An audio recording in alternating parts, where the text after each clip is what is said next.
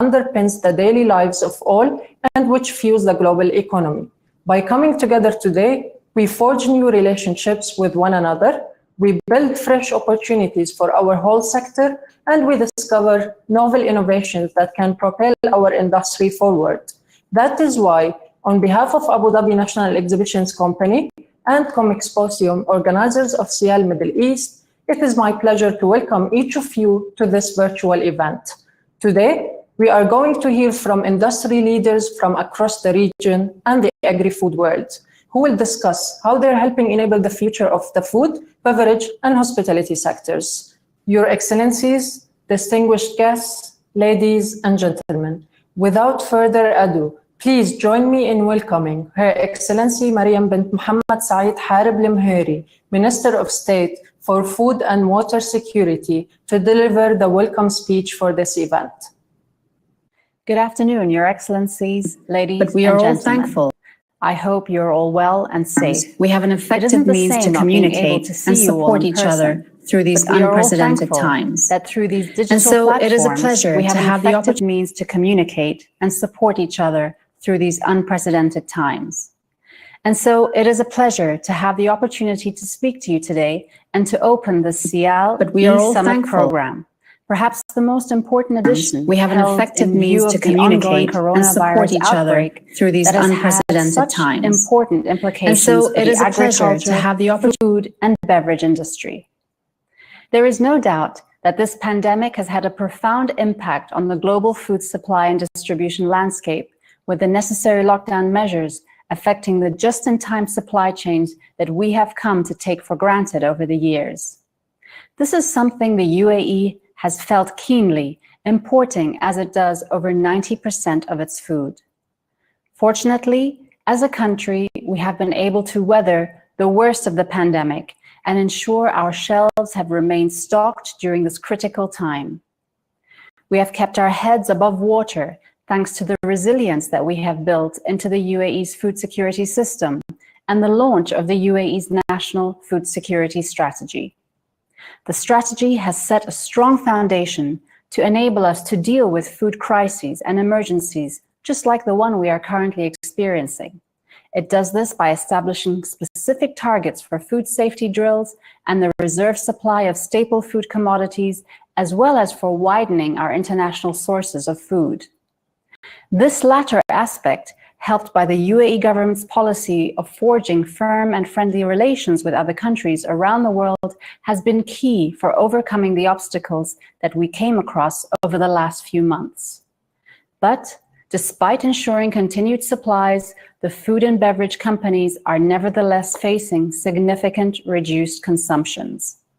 At-home eating has increased, but out-of-home consumption, which historically generated the highest margins, has experienced a huge downturn.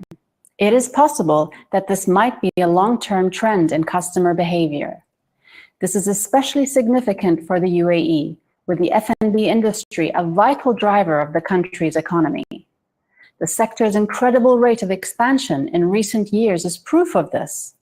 F&B's direct contribution to the UAE's GDP increased by 138% in the 10 years to 2017, with employment in the sector growing by 119% over the same period.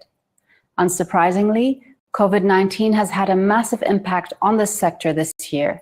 The necessary lockdown measures to contain the spread of the virus meant that restaurants were required to temporarily shut their doors to customers, and then once allowed to reopen again, they were faced with strict restrictions imposed on the numbers of customers they were allowed to admit, something that has clearly affected demand. However, the pandemic has also created a number of opportunities for those operating in the F&B space. Online retailers and e-commerce platforms are enjoying increasing growth, with one leading hypermarket chain in the UAE seeing a 300% increase in online orders and a 59% increase in new customers on its e-commerce site just between the months of February and April of this year.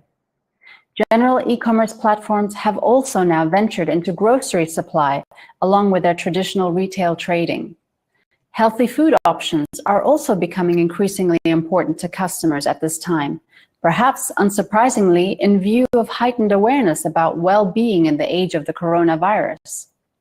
Sales of clean, natural, and organic foods are increasing too, with supermarkets launching their own bio ranges that are proving very popular. Sustainability is also factoring more prominently, with consumers increasingly educated about the importance of eating food from more sustainable sources.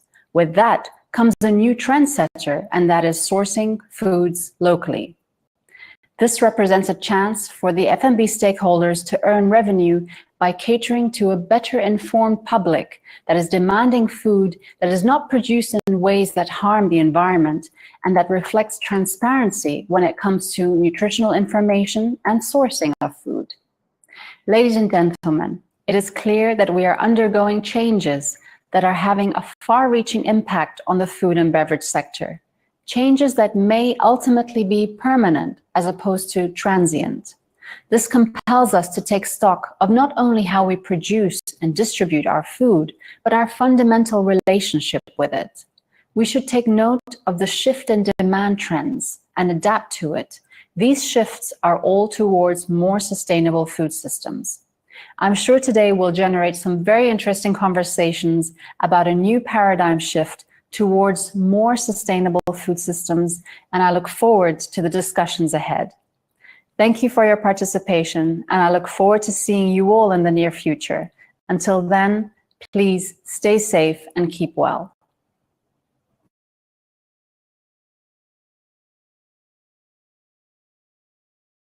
Excellency, for your inspiring and insightful speech.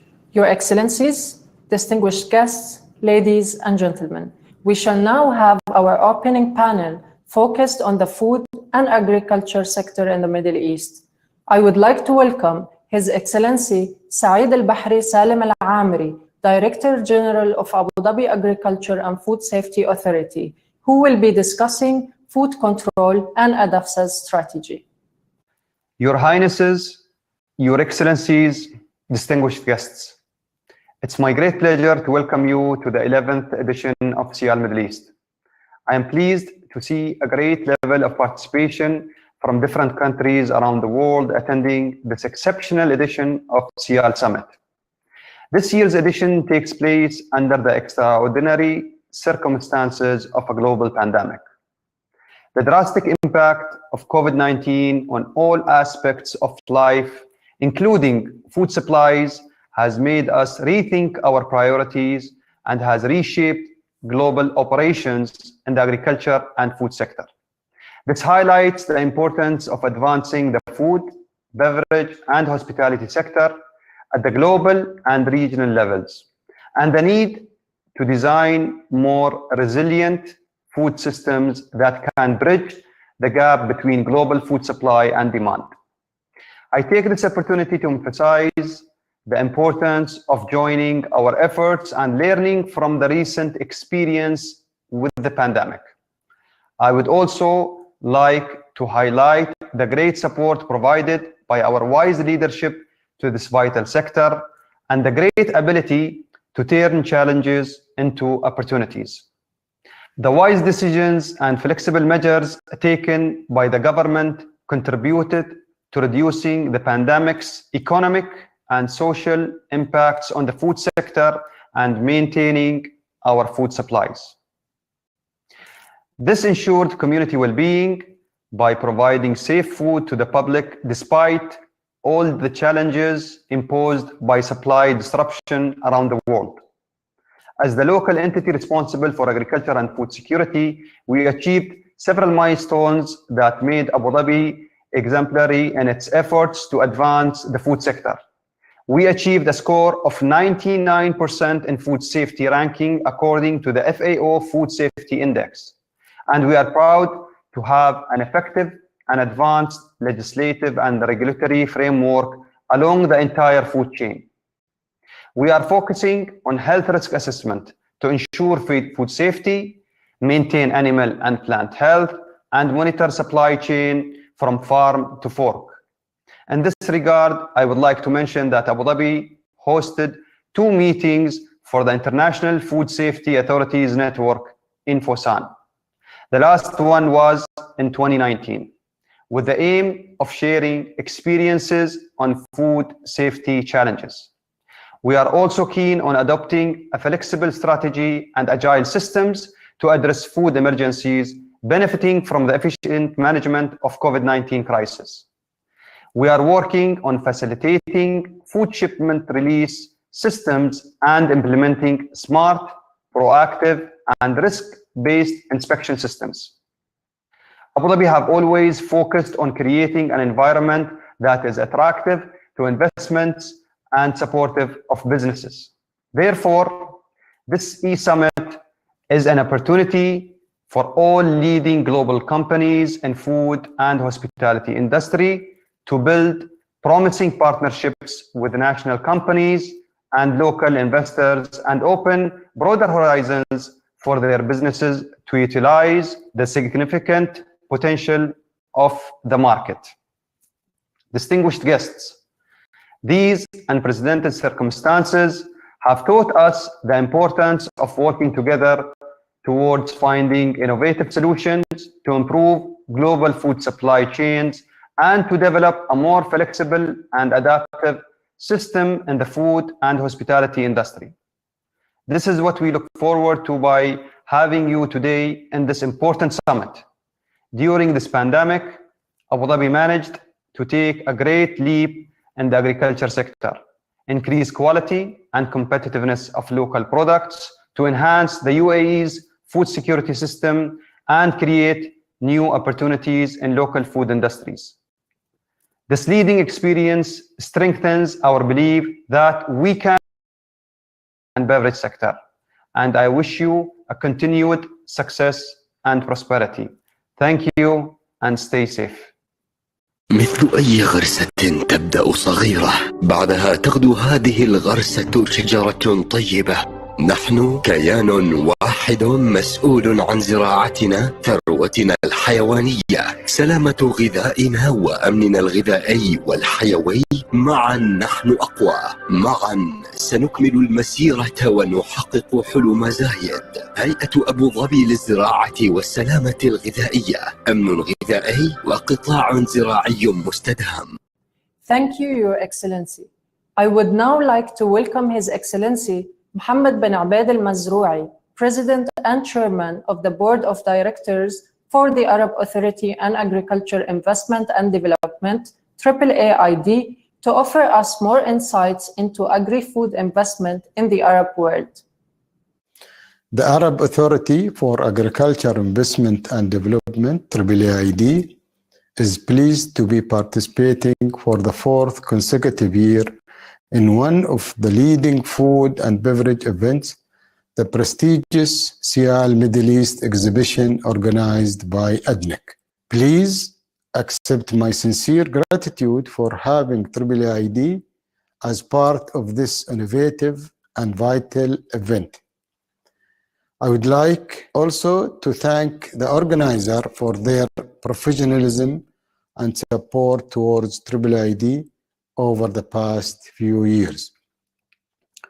I take this opportunity to welcome and thank all participants and attendees joining us from all over the world. Esteemed speakers and valued guests, 2020 has been a year marked with challenges. These challenges have motivated scientists, technologists, and agriculturalists to create mechanisms and innovative technologies in different sectors and fields.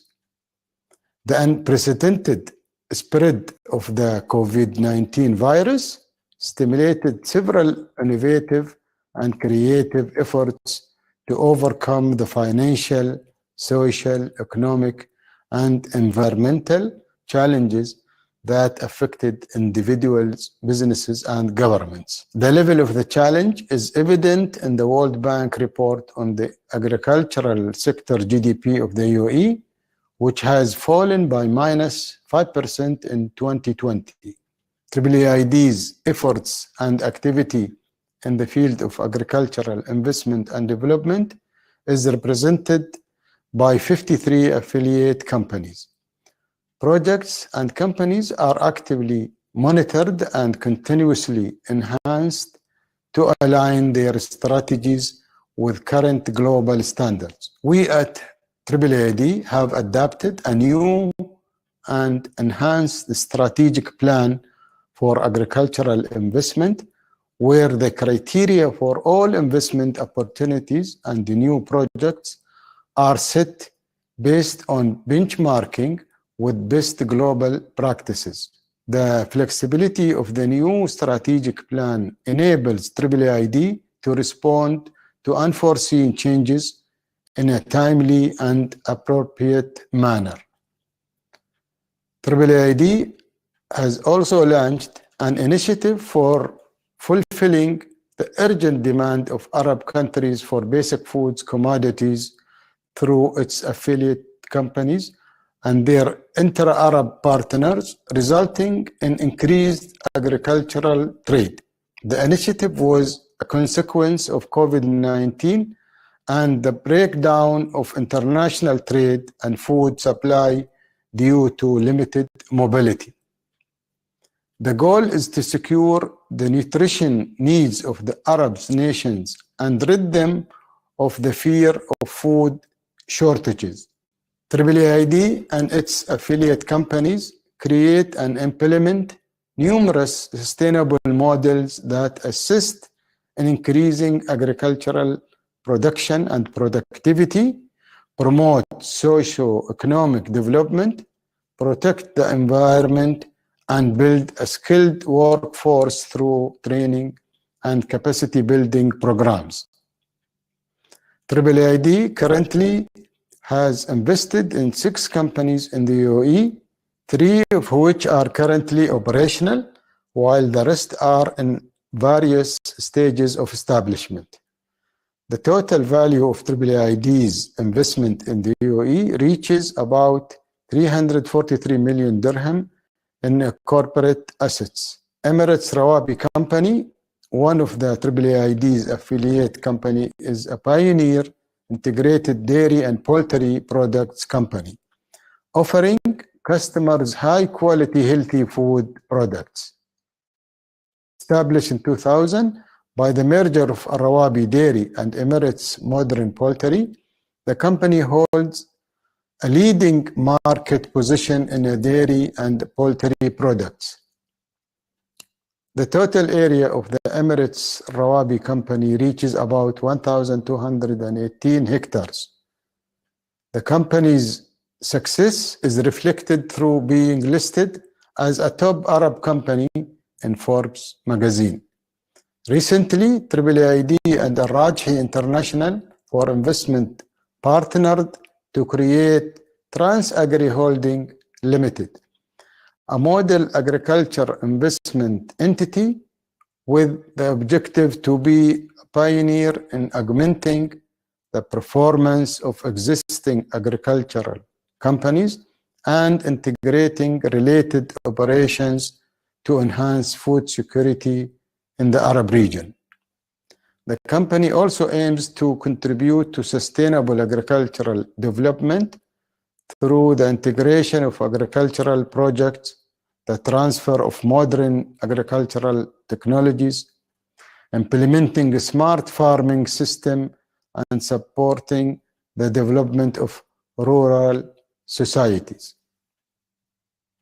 Ladies and gentlemen, AAAD would like to take this opportunity to invite businesses, financial institutions, agricultural organizations, and governments to join AAAD in combining know-how and expertise to improve existing practices, focus on creating innovative and sustainable methods that support the advancement of the agricultural sector and thus promote global food security. Ladies and gentlemen, AAAD would like to take this opportunity to invite businesses, financial institutions, agricultural organizations, and governments to join AAAD in combining know-how and expertise to improve existing practices, focus on creating innovative and sustainable methods that support the advancement of the agricultural sector and thus promote global food security.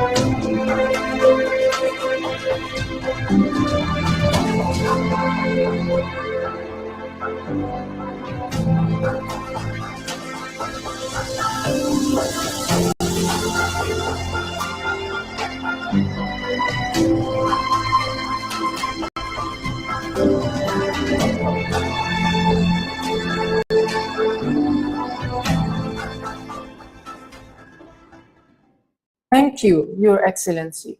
Please welcome His Excellency Rashid Abdel Karim Al-Blushi, Under-Secretary of the Abu Dhabi Department of Economic Development, to speak about the role of Abu Dhabi Department of Economic Development in supporting the agriculture and food international investors.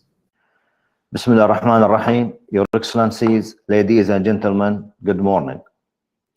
Abu Dhabi Department of Economic Development, through its Industrial Development Bureau, IDB, takes a great interest to participate in this global virtual platform and network with leading international companies specialized in the food and beverage sectors. These events fall in the line with the department's role in supporting the UAE national agenda on food and security and help achieve the objective of the National Food Security Strategy 2051. We look to enhance the business relationship in the F&B sector as we anticipate the participation of the global industrial leaders and share their insight on their challenges with the sector. ADDED spares no effort to enhance the investments environment and attract more industrial investments within the F&B sector. We in Abu Dhabi recently launched the Foreign Direct Investments License that offers 100% ownership to the foreign investors. The FDI license comprises 122 diversified economic activities across several sectors, including the agriculture, industrial, and services. The FDI license target capital investments ranging from the minimum of 2 million dirhams to 100 million dirhams and over. ADDED currently implements the Basic Industrial Project, which seeks to define a vital industrial investments areas in Abu Dhabi, while limiting the covered sectors to 4, including food industrial. The project aims at making Abu Dhabi self-sufficient in the local production of basic and consumer commodities. 8 investments areas for food industrial were also identified in addition to existing investments. We are keen to continue our efforts and strengthening coordination between IDB and Abu Dhabi Investment Office, ADIO, to study the various potential investments field and development existing basic industrial, including food. We aim to achieve self-sufficiency in identified basic industrial, particularly food, and analyze the gaps between local products, basic products, and those which are imported. It also seeks to identify investments field, encouraging local producing to other basic products. the latest figure, have shown that in 2019, the value of imported animals products amounted to 2.7 billion dirhams. The important plant products were valued at 2.6 billion dirhams. Abu Dhabi food exports value amounted to more than 6 billion in the same year. The export of the food products through the port of Abu Dhabi amounted to be 3.2 billion. The production license within the Emirates of Abu Dhabi reached 69 within the average investments value of 5.4 billion dirhams. The under constructions license within the Emirates of Abu Dhabi reached 24 with an average investment value of 1.1 billion dirhams. The industrial pioneer license within the Emirates of Abu Dhabi reached 43 with an average investment value of 985 million dirhams. The food industrial establishment in Abu Dhabi city reached 38 with an average investment value of 3.1 billion dirhams. The food industrial establishment in Al Ain city reached 25 establishments with an average investment value of 2 billion dirhams. The food industrial establishment within Dhafra region reached 6 establishments with an average of 221 million dirhams. Thank you very much.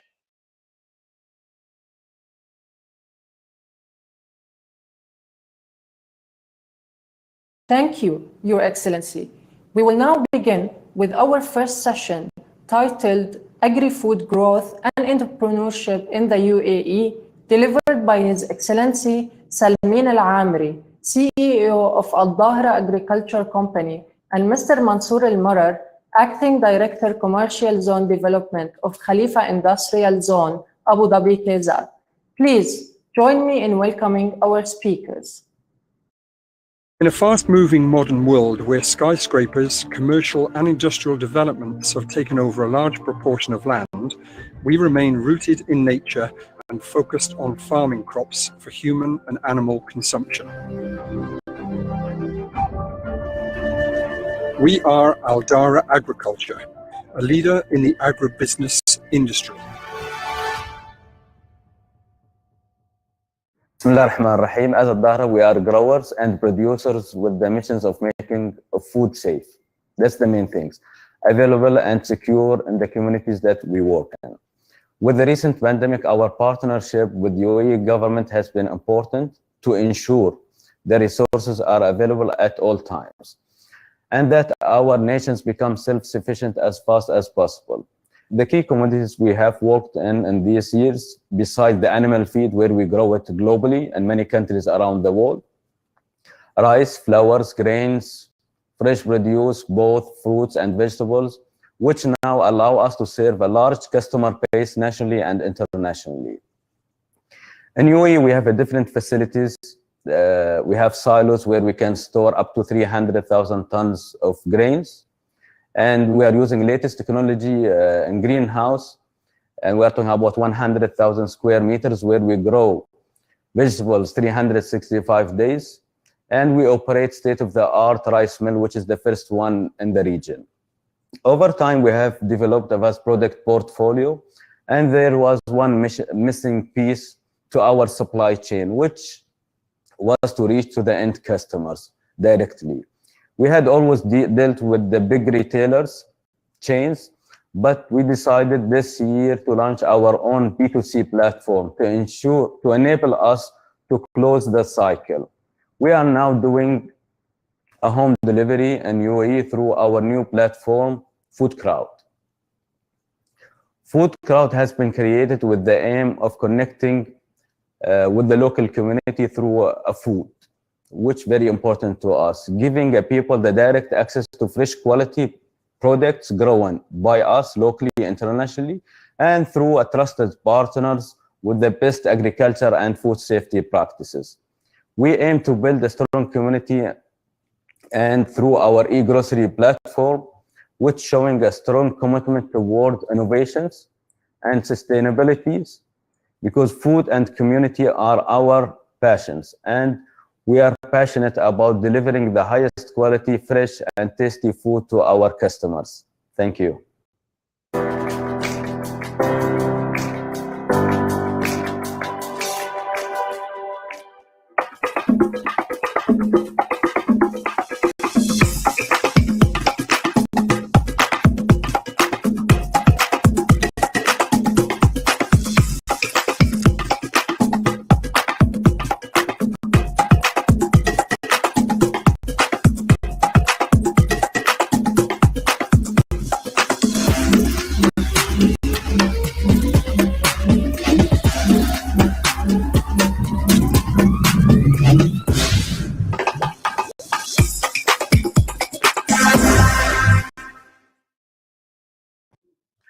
Your Excellencies, distinguished viewers, it gives me great pleasure to be with you here today virtually and talk to you about what KZAD and Abu Dhabi Ports Industrial Zone Cluster is all about.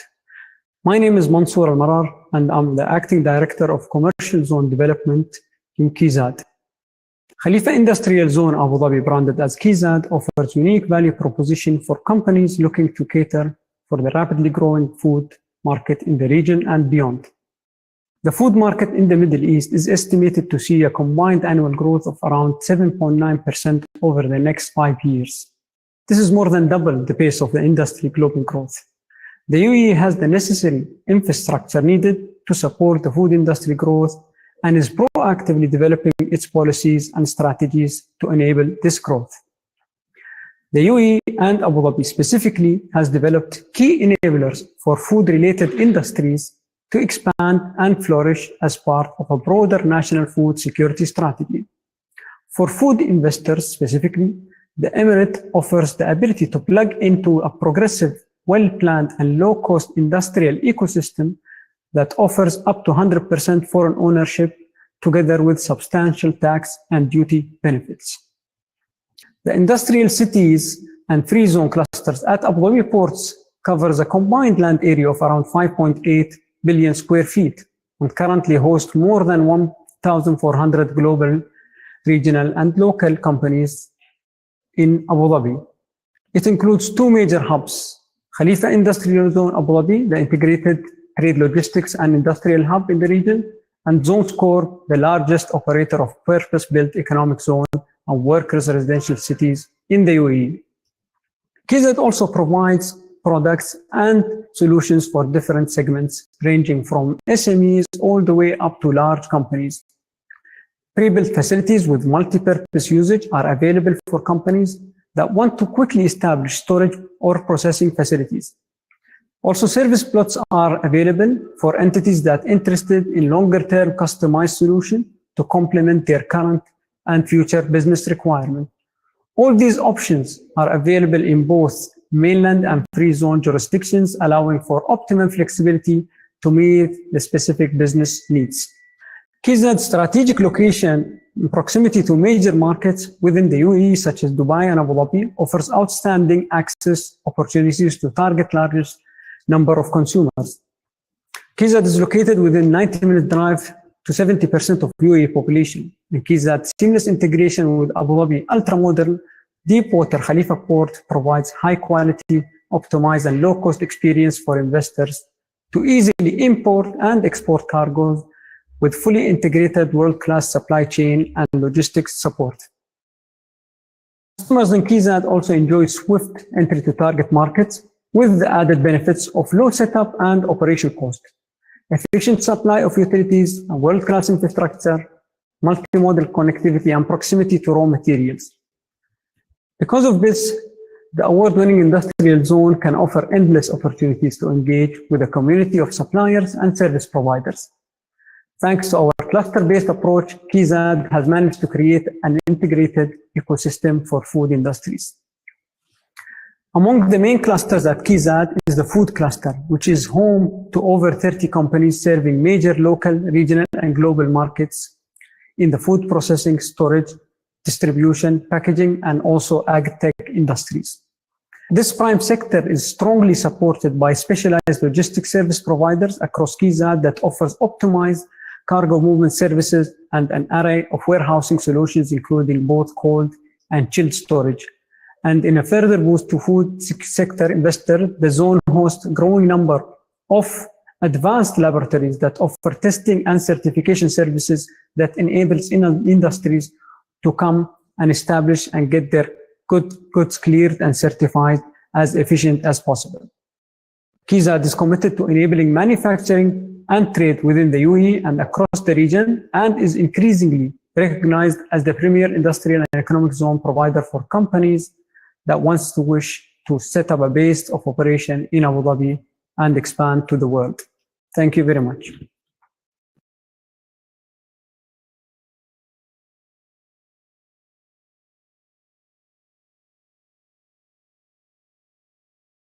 Thank you, Your Excellency and Mr. Mansour, for your insights. We will now begin our second session titled Technology-Enabled Food Supply and Production, delivered by His Excellency Engineer Jamal Salim Al-Dhahiri, CEO of Siyal Food and Technology, and Mr. Muhammad Jouan Al-Dhahiri, Chairman of Rainsmaker Capital Investment LLC. Please join me in welcoming them. Bismillah ar-Rahman ar-Rahim. Assalamu alaikum wa rahmatullahi wa barakatuh. Your Excellencies, ladies and gentlemen, good afternoon. It is a great pleasure to be part in Siyal 2020 E-Summit. At the beginning, I would like to introduce Siyal. Siyal was recently established by ADQ, one of the region's largest holding companies with a broad portfolio of major enterprises. To diversify food sources and support the Abu Dhabi government effort to source food supply chains, as well as increase the production, sustainable sourcing and distribution of essential food for the benefit of the local community. After the recently COVID-19 pandemic sweeping across the world and disrupting supply chain, there has been a renewed interest in exploring opportunities to increase self-sufficiency. Therefore, taking this objective into consideration, along with other strategic objectives, we have identified our mission at Siyal to increase volumes and variety of locally grown food, secure food supply chain, ensure that the UAE population has access to safe, sufficient, and nutritious food at affordable prices. For us to achieve our mission, we need to think of farming in a different way, a way that would secure food for the current and the future generation.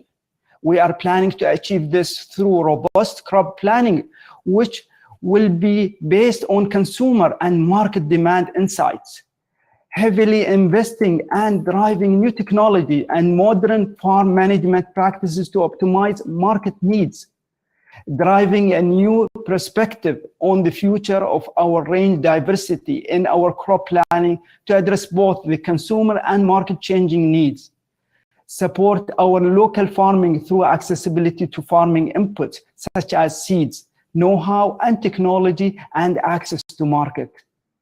Focusing more on technology-enabled food supply and production, it is noteworthy to mention that while it is not easy to grow food sustainably in desert, yet the agriculture sector in the UAE has seen rapid growth in recent years, driven by new farm technique solution. Therefore, I would like to highlight one of the key drivers that will enable us at Siyal to achieve our mission, which is how to leverage technology in production and supply chain processes. We are currently contracting with almost 800 farms by increasing their production volume by offering certainty through fixed prices and variety of crops in line with the National Food Security Strategy. The key question is how to achieve this in an economical and sustainable manner. That's why we need to apply innovative agri-technologies that will not only increase yield, but also reduce water consumption and increase crop variety and maintain production all year round. First step is to understand and eliminate the challenges in growing some of the usually imported produce. We know that with the controlled environment farming such as high-tech greenhouses and indoor farms, we are able to grow wide variety of crops in the UAE. However, In order to do this in a commercially feasible manner, we will source technologies that will increase water efficiencies, reduce pesticide usages, and increase crop productivity. This includes testing the feasibility of different variety of fruits and vegetables. That's why we're looking at solution in precision agriculture, smart farm equipment, modern irrigation techniques, and seed technology, which looks at the genotyping of seeds to customize solution to our local environment. We are not only studying technologies that will support the farming, but also our entire value chain from farms to consumers. For example, we are building geo-mapping tools that will enable the most efficient transport, chilling, and delivery of the farmer's produce. From a sales point of view, we are developing systems that will integrate farms with sales channels to increase market access for farmers. One key enabler that will help us in achieving our mission is to create an R&D ecosystem through local and global partnership that will enable knowledge transfer, sustainability, and innovation. I'm very confident that with the support of the leadership of the UAE, the local and federal government stakeholders and private sectors, our team will work collaboratively with the different stakeholders across the entire value chain to overcome any challenge that comes our way. This was demonstrated earlier this year when the world witnessed disruption in the global food supply chain during COVID-19. The UAE was able to maintain the price level of the food items and fill any shortage in the market. We count on the private sector to leverage on the experience and capabilities from local producer, logistic partners, distribution channels, and retailers to meet the national food security goals. We are also forging international partnership with global institutions that have built proven food technologies which can be deployed locally. This will allow us to increase the availability of a wide variety of local fresh produce for the people of the UAE. At the end, I would like to thank you all for taking the time to be here with us today. We look forward to working hand in hand with you all to achieve the national food security goals. Together, we can secure food for all.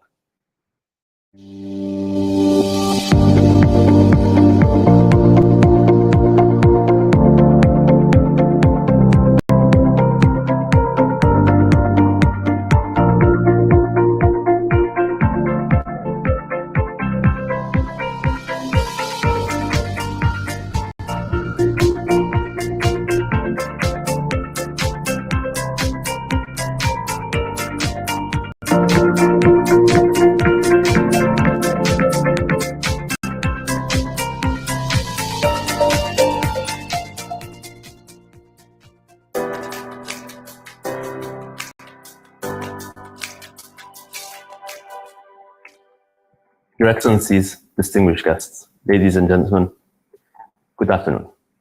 It is a pleasure to be speaking before you today, and I find myself delighted to have the opportunity to join His Excellency Jamal Salam al-Bahri in discussion on the importance of technology-enabled food supply and production.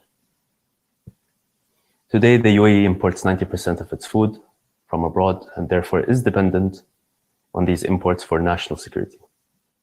Achieving food security has been a strategic objective that sits on the UAE's agenda for decades. Its goals were crystallized in 2018 with the launch of the UAE's National Strategy for Food Security. As we gradually emerge from the global pandemic and its wide-ranging impacts on global trade, commerce, and transport, we are provided with an even stronger impetus to innovate, develop, and advance the UAE's local agriculture industry. What I and my partners at Rainmakers have invested in is the next generation of agriculture technology that will add macroeconomical value to the UAE and transform our nation from one that imports the majority of its food to one that efficiently, sustainably, and reliably produces the bulk of what its citizens and residents need. Rainmakers is an entrepreneurial catalyst that is working to build a sustainable ecosystem in support of the UAE's national strategy for food security. Through a joint venture with Grow Group from the Netherlands, we have launched our first initiative in creating Green Factory Emirates. Green Factory Emirates will build and operate the largest indoor farm in the world, right here in Abu Dhabi, and become a major food production player in the UAE and globally. It is our intention to build similar farms in the region to boost the local production capacity.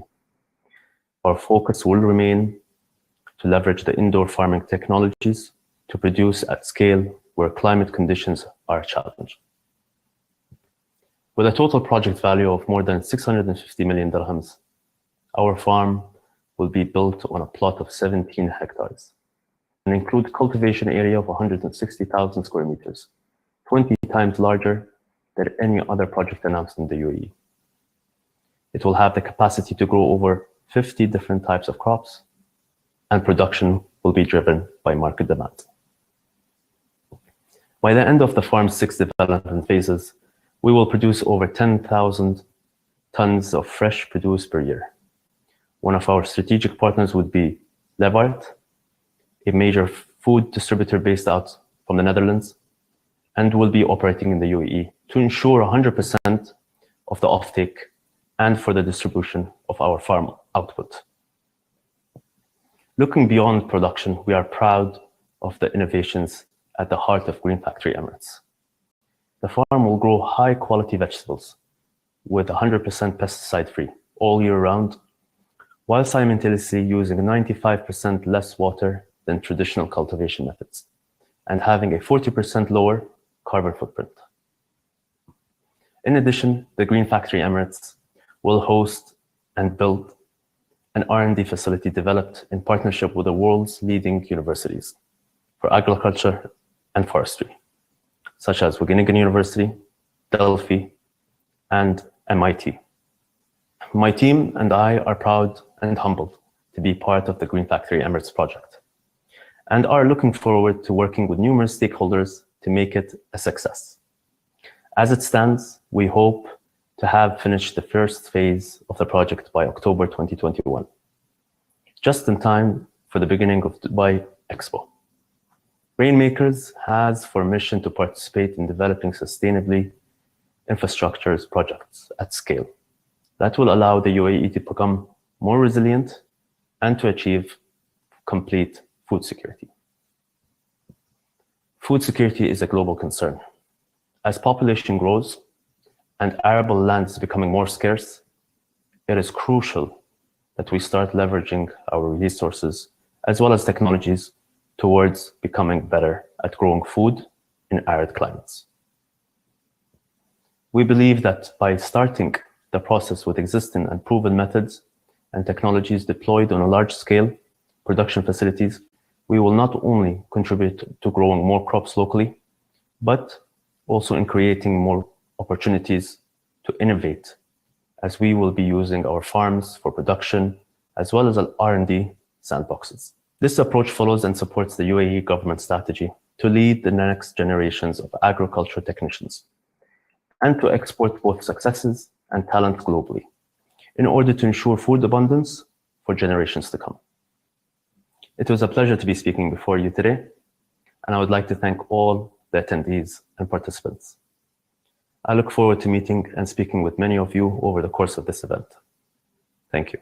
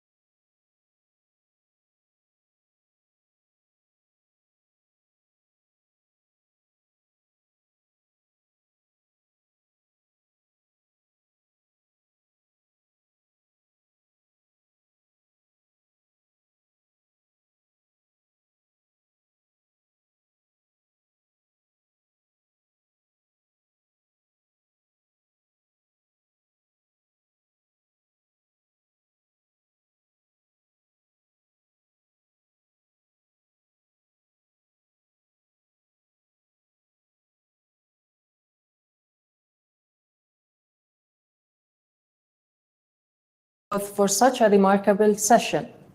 Now, we will start our third session entitled Virtual Connections to Expand Trade Channels and Support Growing New Businesses, which will be delivered by His Excellency Mohammed Hilal Al-Mheri, Director General of Abu Dhabi Chamber. Good day. I'm pleased to speak about the most prominent in the global food market event, Siyal Middle East. Abu Dhabi is proud to have successfully hosted this event since 2010, bringing together food experts and industry leaders from around the region and world to collaborate and exchange ideas on food, beverages, and hospitality. Despite the challenges posed by the COVID-19 pandemic in 2020, the food sector has shown great levels of resilience and flexibility. As the voice and supporter of the private sector, the Abu Dhabi Chamber is fully committed to supporting Siyal Middle East. The event will present opportunities in F&B sector for businesses in Abu Dhabi, creating global opportunities that can support our government's strategic objectives of enhancing food security to build more sustainable economy and environment.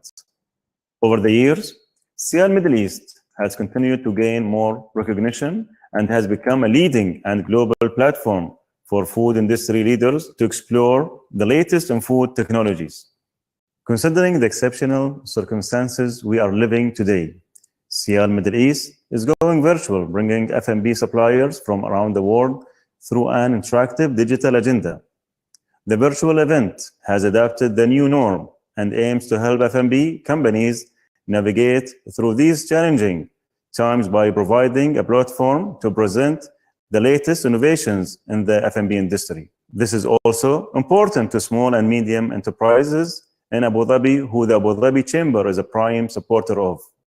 SMEs will have the opportunity to explore local and international best practices while giving the opportunity to present their innovations in the F&B sector. The food industry is the second biggest economic sector in the United Arab Emirates.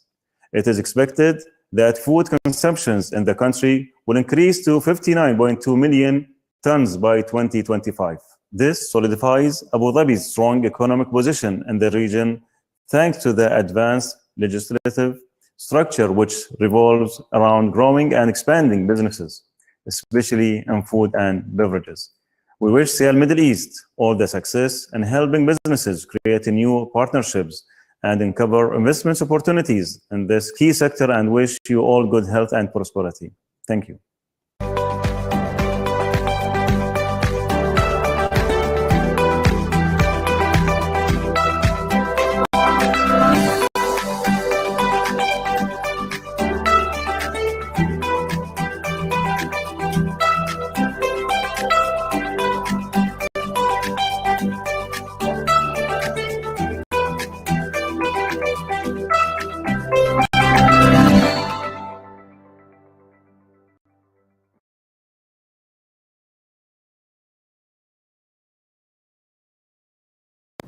Thank you, Your Excellency. Such an encouraging speech on the future trade plans in the UAE. Now, we will hear on date production and export from local traditions to worldwide expertise, delivered by His Excellency Dr. Abdul Wahab Zayed, Secretary General, Khalifa International Award for Date Palm and Agriculture Innovation. Please join me in welcoming His Excellency. Dear respected Excellencies, distinguished guests, and date palm growers, I am delighted to meet all of you today as a speaker through this virtual platform, Siyal Middle East 2020. Khalifa International Award for Date Palm and Agricultural Innovation is honored to carry the name of His Highness Sheikh Khalifa bin Zayed Al Nahyan, President of UAE. May God protect him. The award also receives the care of His Highness Sheikh Mohammed bin Zayed Al Nahyan, Crown Prince of Abu Dhabi, Deputy Supreme Commander of the UAE Armed Forces. The award also received the continuous support of His Highness Sheikh Mansour bin Zayed Al Nahyan, UAE Deputy Prime Minister and Minister of Presidential Affairs, And also, there is a close follow-up of His Highness Sheikh Nahyan Mbarak Al Nahyan, Minister of Tolerance and Coexistence, President of the Award Board of Trustees. We are proud of all the awards achievement in developing the infrastructure of the date palm cultivation and production sector, locally, regionally, and internationally through a series of date palm festivals. The award organized so far 10 international festivals in several Arab countries, such as the Arab Republic of Egypt, the Republic of Sudan, the Hashemite Kingdom of Jordan, and several other countries. Dear distinguished guests, it is a pleasure for us in the General Secretariat of the Khalifa Award to have a strategic partnership with the Abu Dhabi National Exhibition Company, ADNEC. Together, we will organize the Abu Dhabi International Date Palm Exhibition. The UAE was able to achieve self-sufficiency in the availability of dates decades ago. As it stands actually now in a position that UAE exports locally produced date to various countries. The UAE now is ranked among the top countries in terms of exporting rates, which reached 58% of the amount of produced dates in the UAE. Today, dates are considered as an important element of the global food security equation by the Food and Agriculture Organization of the United Nations, FAO. Dear distinguished guests, today the date palm sector is receiving a well-deserved strategic position worth almost $2 billion US, of which Tunisia is getting about 16%, while Saudi Arabia and the UAE are getting 10% each of this amount.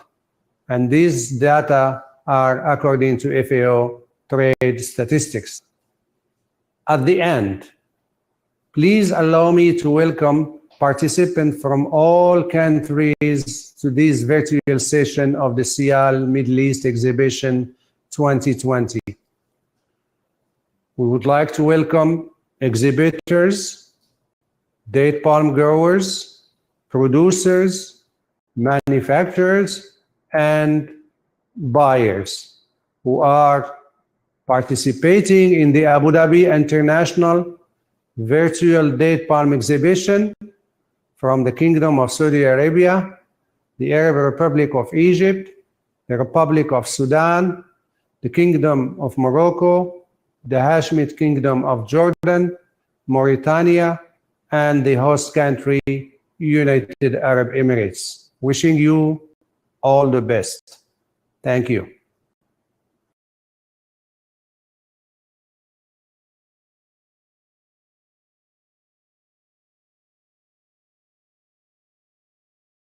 Thank you, Your Excellency, for sharing your knowledge. Our fifth session is titled Entrepreneurship and Develop Thriving and Competitive SMEs in the UAE, which will be delivered by the Executive Director of Outreach Sector at the Khalifa Fund for Enterprise Development, Mr. Mubarak Al-Amri. Please join me in welcoming him. Good afternoon, distinguished guests. My name is Mubarak Al-Amri, and I'm the Executive Director of the Outreach Management Division of Khalifa Fund for Enterprise Development, the leading SME economic development entity in the region that is dedicated to supporting the growth, guidance, and developing of SMEs in the UAE. It is my pleasure to be speaking with you today on the topic of entrepreneurship and developing thriving and competitive SMEs in the UAE. At its very essence, Khalifa Fund is an organization that constantly works towards developing and implementing innovative solutions that will enhance the UAE's SME sector and make it a thriving and competitive ecosystem. The SME sector is a major contributor to our economy, who represent 98% of Abu Dhabi's businesses and attribute for around 29% of the Emirates' GDP. When you consider these figures, you cannot deny the integral role that SMEs play in both our economy and overall community. The SME sector provides our economy with key financial contributions that are part of the diversification policy, whilst manufacturing to retail and F&B are some of the priority sectors highlighted by the government of Abu Dhabi. It is undeniable that the F&B industry is incredibly important to the UAE's economy, with a total consumer spend of 92 billion dirhams on food and drink, and a large contribution to the retail and wholesale sector, which accounts for 12% of the UAE's GDP. The manufacturing of F&B products is also a key factor to our local economy. The average investments per unit accumulates to 50 million dirhams. Meanwhile, there are 650 factories in the UAE that are dedicated to the production of F&B products. At Khalifa Fund, we constantly aim to enhance the UAE imperative F&B sector. To date, Khalifa Fund has financed loans amounting of 190 million dirhams to the F&B projects and currently have 218 F&B registered applicants in the F&B sector. We aim to continue this effort by empowering more businesses in this sector, with the objective of developing UAE organizations that enhance our local and the global economy. A prime example is Danat, a UAE-owned and operated enterprise that exports their traditional UAE foods, spices, and herbal medicines to countries around the world, including Bahrain, Italy, Kuwait, Oman, Saudi Arabia, and Seychelles. Furthermore, the F&B sector positions itself among the top strategic sectors in the UAE. Currently, the UAE is putting additional emphasis on the F&B sector and local food production to enhance the country's food security levels and maintain its position as one of the world's leading agri-tech and food security regions. The UAE, led by the Emirate Food Security Council, is making efforts to create a sustainable food security structure by reducing the country's environmental footprint across the entire value chain. In alignment with these efforts, Khalifa Fund has actively supported innovative food production in the UAE through our Zar'i program, which has seen Khalifa Fund provide over 88 million dirhams of financing to 88 farmers that use innovative water technology. Khalifa Fund remains committed to the strategy of investing into emerging markets and providing them with groundbreaking solutions to imperative goals, such as food security and local food production. However, currently only 10.5% of the UAE's needs are met through local food production. Unfortunately, the local food production industry has faced unprecedented challenges during the early stages of the COVID-19 pandemic, from disruption of supply chain to travel restrictions and lockdowns. However, the F&B sector and local food production industry alike showed great resilience in the UAE, and we recall His Highness Sheikh Mohammed bin Zayed's wise leadership directives and his inspiring message when he stated that medicine and food will be in infinite supply for our communities. Moving forward, I believe that Khalifa Fund's current strategy of securing partnerships, developing new F&B manufacturing ventures, and creating training programs will contribute to the increase of Abu Dhabi's local production rates. Currently, Khalifa Fund are in advanced talks to work in cohesion with leading manufacturers, where we will vet and connect them with talented entrepreneurs who strive to enhance the SME sector and local food production industry simultaneously through innovative solutions. Finally, I wish everyone in attendance an informative and engaging time during the F&B Networking Hub.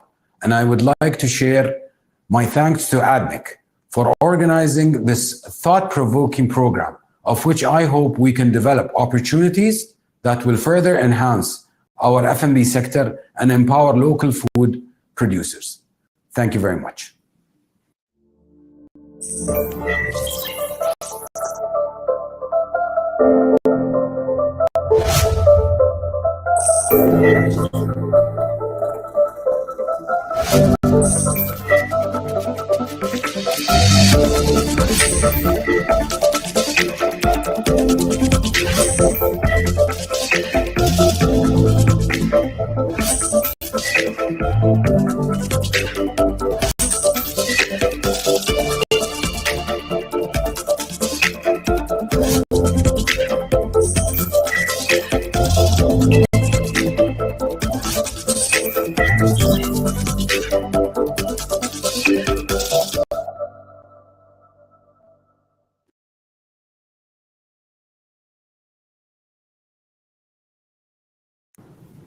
Thank you, Mr. Al-Amri.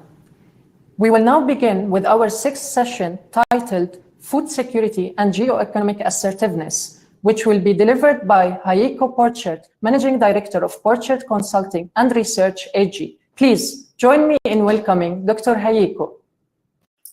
Excellencies, ladies and gentlemen, good afternoon. Thank you very much for the opportunity to address your conference. This conference comes at an important point in time as we are witnessing the dawn of a new period in economic globalization.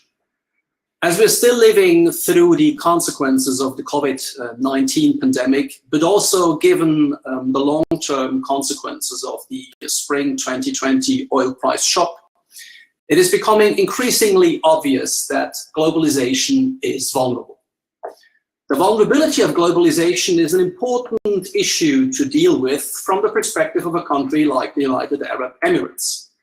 Unlike many other countries, the UAE has mastered the art of tapping into strategic flows, such as the unrestricted exchange of capital, goods, services, data, and also the free movement of people. Surfing on these strategic flows has enabled the UAE to become a hub of globalization. But these strategic flows and the connectivity that comes with it are getting increasingly toxic. They're turning toxic because more and more governments understand that if you control strategic flows, you exert political and economic power. So flow control becomes a kind of a new strategic currency. But flow control can endanger food security. Flow control will affect access to countries of origin, transit, and destination. Flow control can influence the availability of technology. And flow control will increasingly shape political preferences to fund food-related infrastructure development projects. So if flow control is threatening food security, a country like the UAE needs to respond. Part of the response comes with the National Food Security Strategy 2051. That strategy underlines the need for global cooperation in food trade, and it also looks into specific issues such as the need for proper food security governance models. I would, however, suggest that in order to deal with the challenges of flow control in the food sector, the UAE should implement its strategy on food security with a proper food diplomacy agenda. The food diplomacy agenda I'm suggesting would consist of 6 different elements. First, food security should become a standing topic in bilateral and multilateral discussions. Putting food security at the top of your diplomatic agenda will enhance discussions on improving a mutual understanding of the challenges that might affect food security, and also discussions about possible mitigation options. Building on this strategic dialogue, the second element I'm proposing are joint risk assessments that look into all political, economic, technical, environmental, and societal risks along food supply chains. downstream and upstream, including all public and private partners. This is something that we're lacking these days, and pushing joint risk assessments towards this goal would be extremely beneficial for regional and pan-regional food security. Based on joint risk assessments, the third element then consists of the idea of establishing so-called early warning mechanisms. These early warning mechanisms will enable all stakeholders to understand when food security is at risks. Early warning mechanisms are already under discussion among the 6 Gulf Cooperation Council members, but I think there are many reasons why such an initiative should be extended beyond the Arab Gulf region to include critical food partners such as Northern African countries, countries at the Horn of Africa, countries in Central Asia, or in the Greater Asia Pacific region. The fourth element that should be included in a food diplomacy agenda is science and technology cooperation. Science and technology cooperation, on the one hand, is important to attract talent to the UAE, and the UAE has already launched different initiatives to achieve this goal, among others a technology challenge that tries to also attract inventions and startups to the UAE. But there's more than only attracting talent. I think the Emirates will also need to double up their efforts into establishing a national science and technology base that will enable you also to share your expertise with other partners along the food supply chain.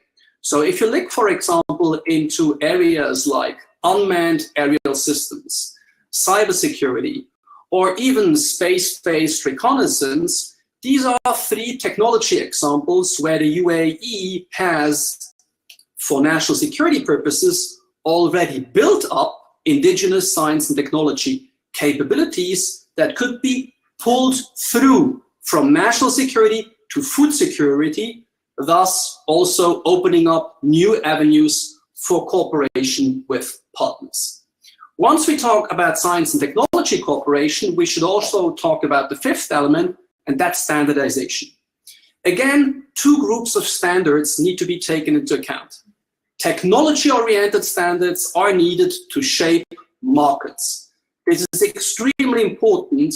The more we digitize the food supply chain, the more we will need to look into issues like cybersecurity, data sovereignty, and data protection.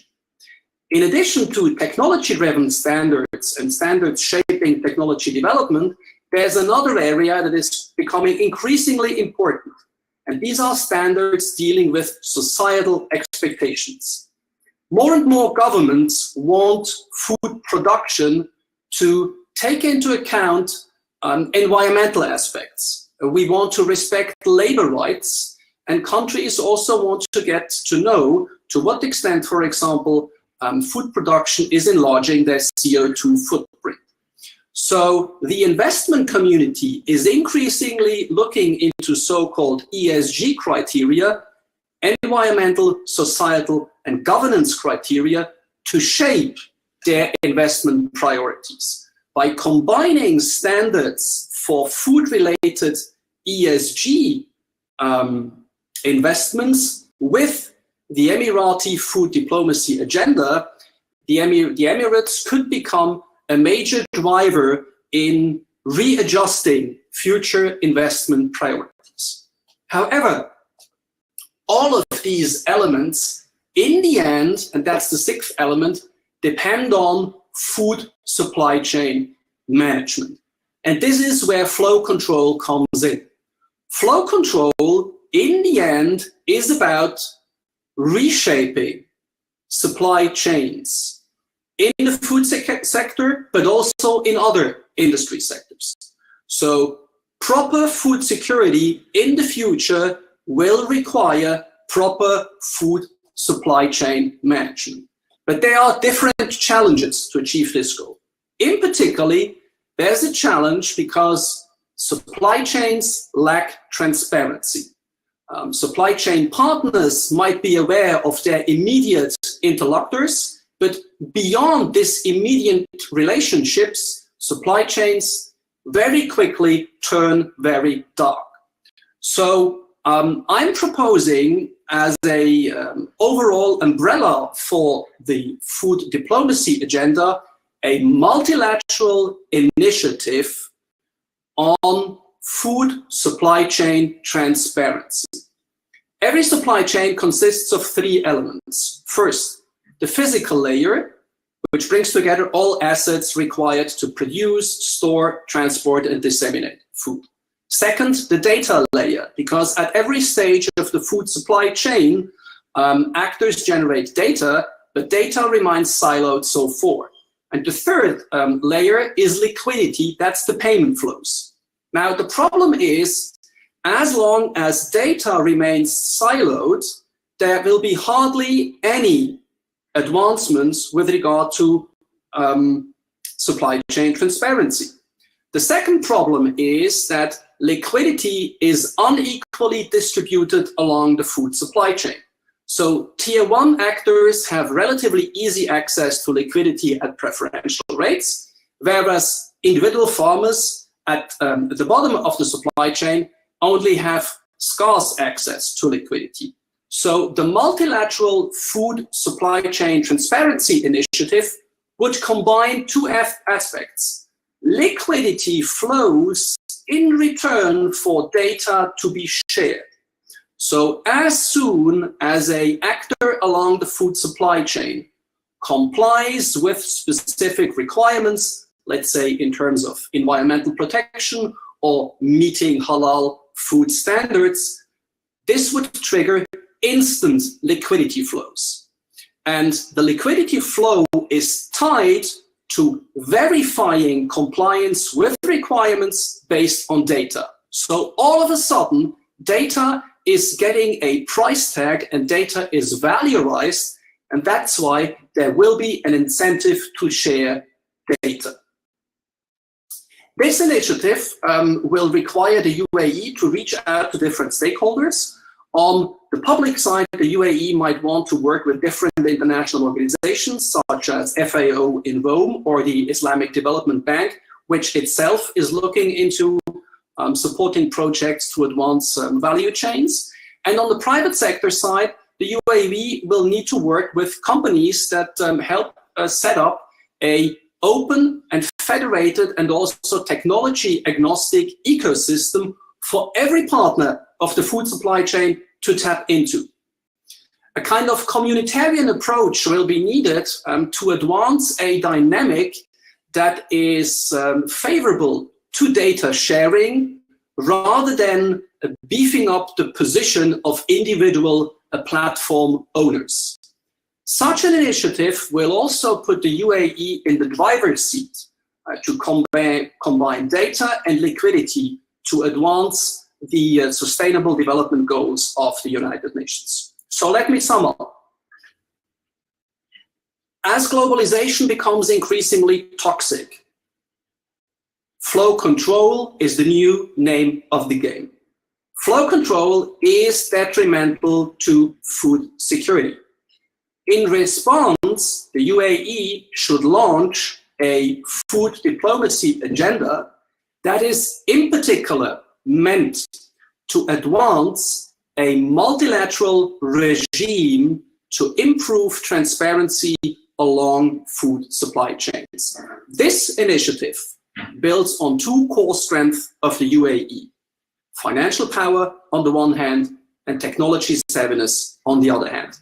By linking liquidity with the data throughout this multilateral initiative, the UAE could become a forerunner for a new diplomatic initiative that sits at the intersection of technology development, overseas development aid, and economic prosperity. And such an initiative would perfectly match the UAE's strategic ambition. Thank you.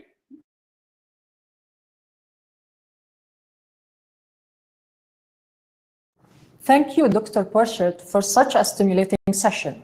Now, we will start with our seventh session predicting food and beverage trends, the role of food exhibitions in supporting the agri-food sector, which will be delivered by Mr. Nicolas Trantou, CEO of the Siyal Global Network. Hello, I'm so happy. It's actually the #1 network with shows all over the world. The biggest event is well known as Siyal Paris, was launched over 50 years ago and has become the leading event with over 300,000 actors of the food industry coming from 200 countries. So Siyal is not just about one show, but it's a comprehensive network from Canada to China, from India to Indonesia, from Algeria to Middle East. So yes, we have this great Siyal Middle East event. This is actually our teenage kid, which is now 10 years old. It's a great opportunity to actually greet our local teams from Capital Events and ADNEC. And we do warmly thank them for organizing this event. Siyal Middle East is one of the leading events in the GCC region for the food industry. It's all about food supply, food safety, food self-sufficiency, food sustainability, and more. It's a business platform, but it's also a great source of inspiration and sharing for the global food community from farm to fork, from restaurant to retail. Inspire Food Business is a backbone of all our events with a clear focus on innovations and trends.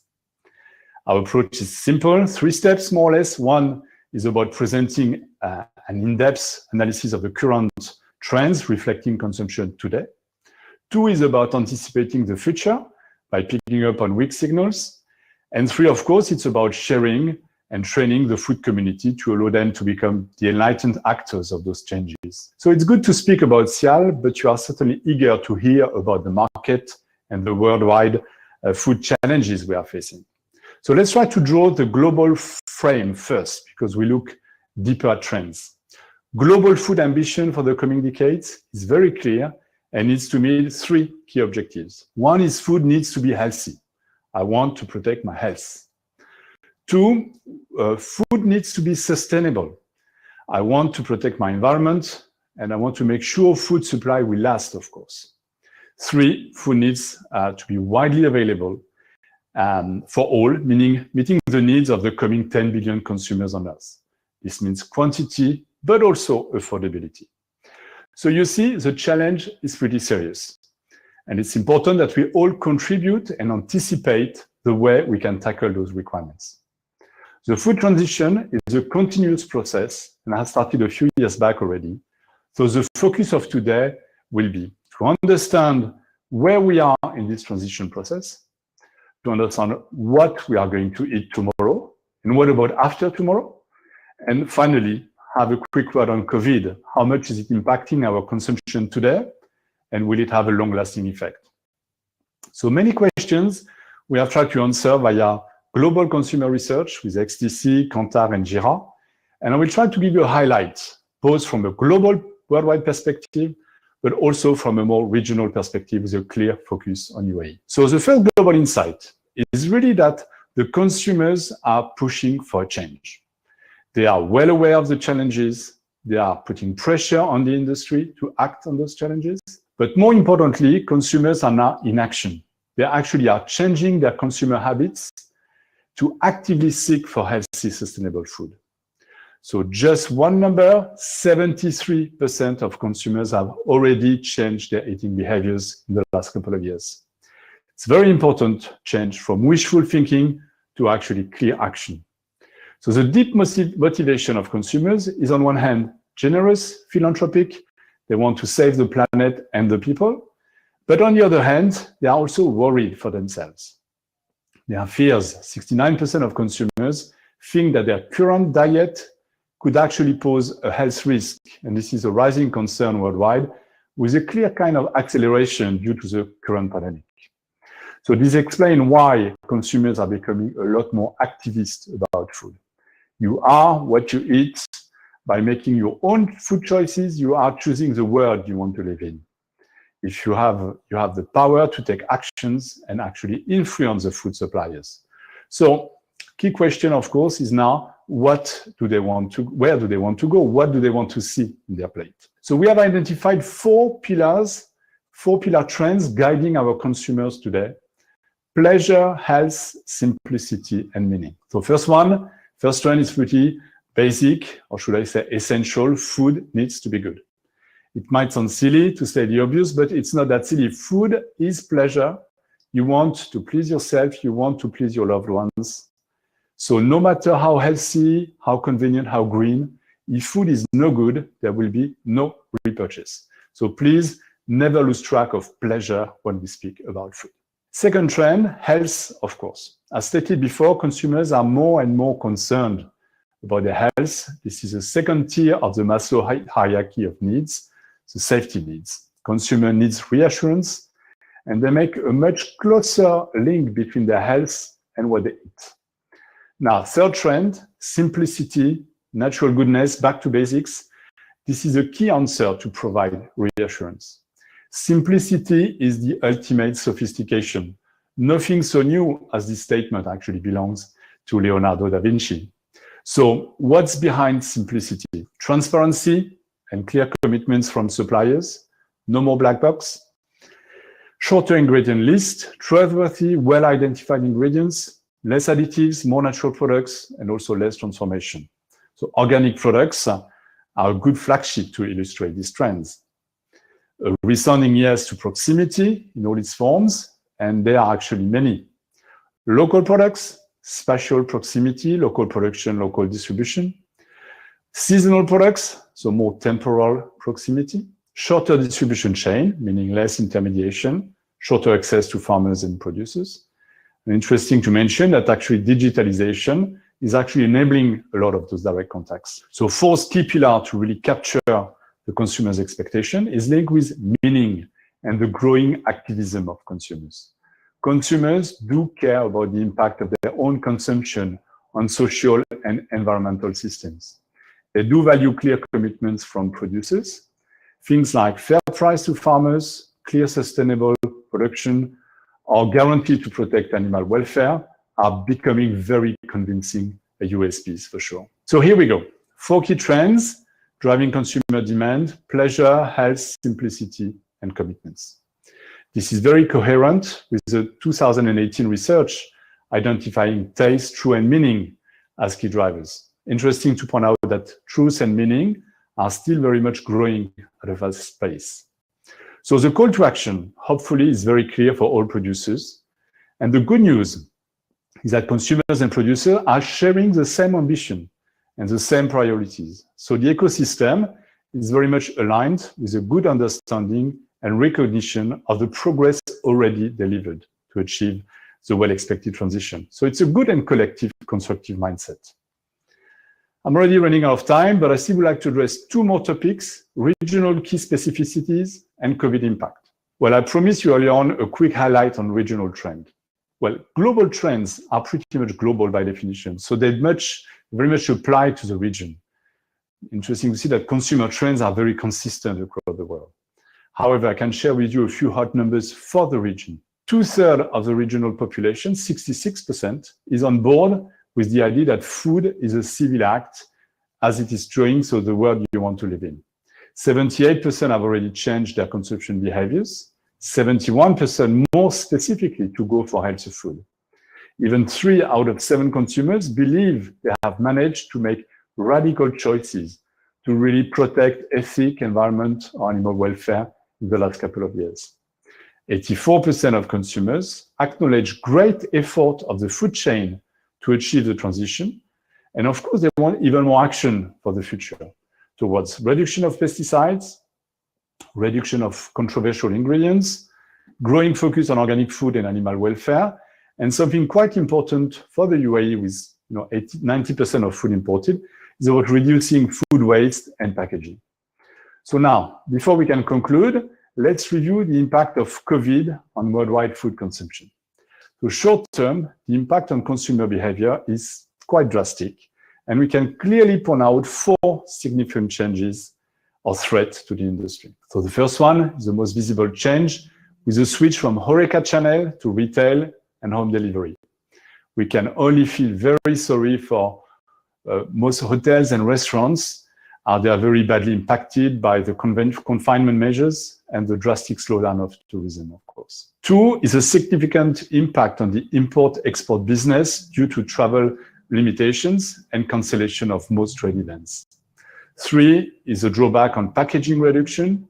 Hygiene constraints and home delivery is generating a lot of plastics. So we know we have to focus on alternative packaging to better protect the environment. 4 is the impact on purchasing power.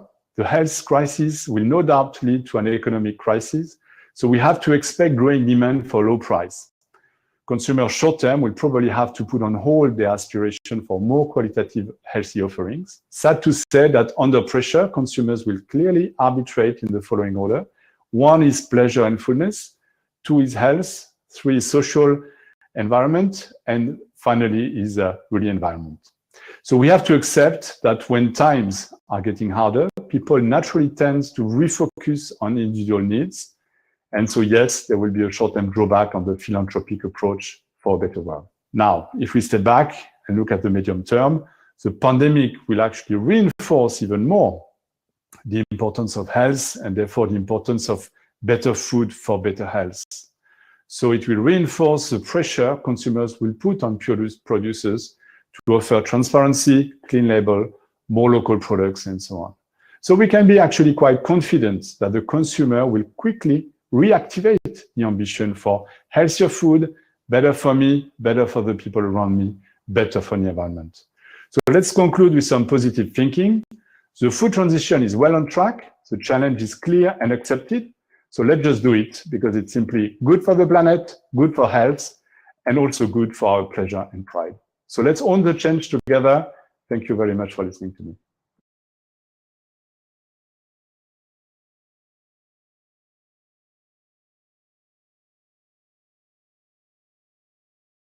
Thank you, Mr. Nicolas Trantou, for your valued comments on the future trends and developments of the sector. We will now begin with the 8th session on the hospitality sector, which will be delivered by Mr. Jonathan Dawes, Executive Director of Capital Hospitality. Please join me in welcoming Mr. Dawes. Good afternoon. I'm Jonathan Dawes, the Executive Director of Capital Hospitality, part of Abnaq Services, a subsidiary of Abnaq Group. Capital Hospitality was founded in 2016 as the exclusive in-house caterer for Abu Dhabi National Exhibition Centre and Al Ain Convention Centre, both Abnaq Group venues. Over the years, as the Capital Hospitality brand became further established, we expanded to provide services off-site for corporate and high-profile events, such as sporting events like the Abu Dhabi Formula One Grand Prix and UFC. Our offering now includes all varieties of catering services on and off-site, from private events to gatherings and high-end hospitality in government offices, with off-site operations now accounting for around 20 to 30% of our total sales mix. I'd like to take some time to explain about how the business has been impacted by the pandemic, how we adapted to change to deal with the situations that arose, what we learned, and the outlook for the future. Before the pandemic hit, we were on track for an outstanding year because of the sheer volume of events that were taking place in our venues. Another record year was on the horizon. We all know about the global effect that the pandemic has had on the catering and hospitality sector, more specifically, the restaurant and event catering markets. Lockdowns locally, nationally, and globally shut hospitality and non-essential businesses. Large events, including weddings and sporting events, were either postponed or took place without visitors. This was the catalyst that led us to completely transform our business model. Once confirmed that events were cancelled across Abu Dhabi from mid-March until further notice, it was clear that we needed to take swift action, adapt to the situation, and diversify our offer. Capital Hospitality is a key employer of staff and contributor to the local economy, and our top priority was to protect our workforce. Given that our business was primarily geared toward the catering event industry, we expected to see orders come to a complete standstill, modelling for these difficult situations. We certainly weren't expecting to see continued orders from our clients in the government sectors in the volumes that we did. We saw a huge demand for thousands of meals a day for medical staff, frontline workers, as well as patients at the ADNIC venues, which, like so many large exhibition centres around the world, had been converted into a field hospital. It wasn't just healthcare workers. Frontline emergency workers also had requirements for thousands of meals across the Emirate, remote and within the city. As you can imagine, this was an extremely different offer to the usual fork buffets and canapes we provided. However, we effectively adapted our menu offers and our on-site equipment within our kitchens in both Abu Dhabi and Al Ain. This enabled us to diversify into a high-volume food service provider within a matter of weeks.